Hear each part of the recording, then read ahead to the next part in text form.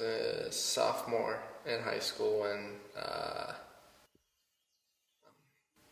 that was when I first used heroin. It was dumb to begin with, but I mean, it was the only time I did it, and then after that, I used different things. It was kind of on different things, and then it was when I was a junior in high school when I decided to take a trip to Colorado for 52 days. It was like by the 25th day, I was honestly just like tired of being there, just because the mosquitoes and being in the sun, and it was dreadful. But I stayed because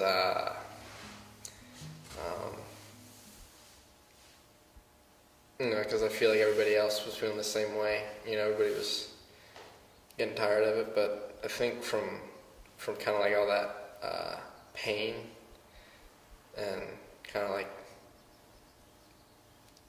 stress, and it would be nothing from if I were to stay at home and still do those things that I knew were bad for me, but it was the only thing that was there for me, and I felt. And then I stayed, and I don't regret that at all, because it was awesome. You make really good memories with those kind of people that they would really only understand. I still keep in contact with a couple of them. One of them went on the trip. One of them committed suicide, and then like a couple months later, I'm not really sure why, but that was sad. I walk through the valley of the shadow of death, and I fear no evil, because I'm blind to it all.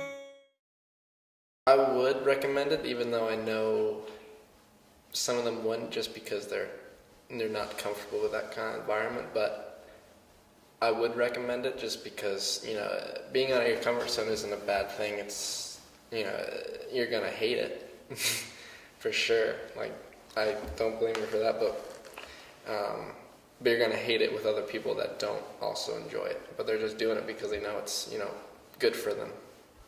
And from that, it'll make you stay. The courses are really hard. If it's not hard, I'd say it's not Outward Bound. I mean, the point is that you do things you don't even think are possible, and you take on more responsibility along the way. Shed a lot of tears, both from laughing so hard and from facing things I've never faced before, and this is the best way I could have spent this summer.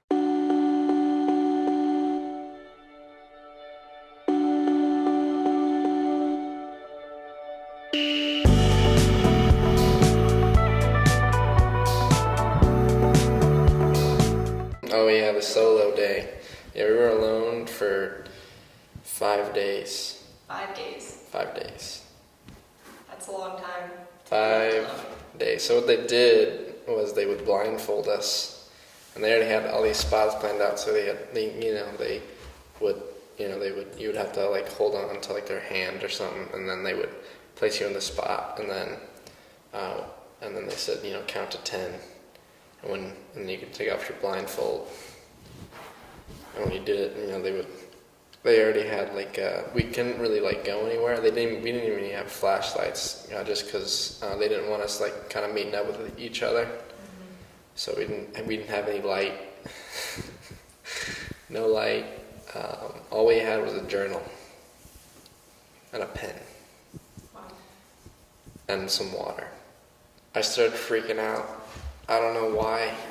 It's weird because because I'm more of I don't really socialize with a lot of people, so I thought I'd be really good at it.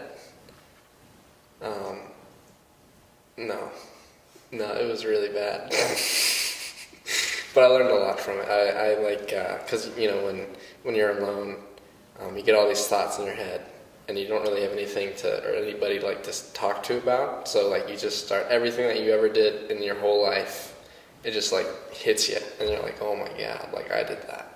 But like, and you start blaming yourself for a lot of things, even though like you know that you didn't. But you know, you're the only person out in space, so like it'll just, you know, you'll blame yourself for a lot of things. Overall, I would do it again.